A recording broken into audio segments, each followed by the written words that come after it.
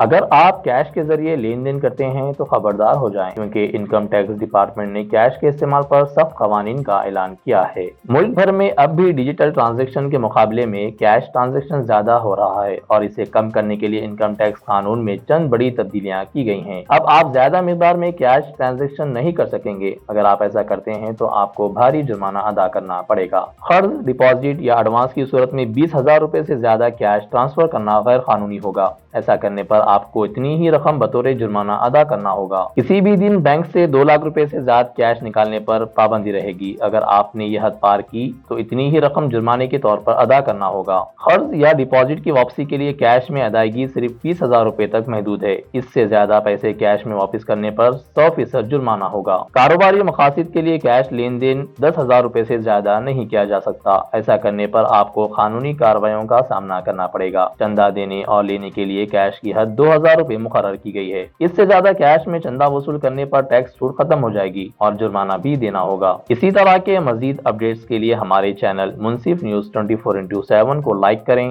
Share کریں اور subscribe کرنا نہ بھولیں۔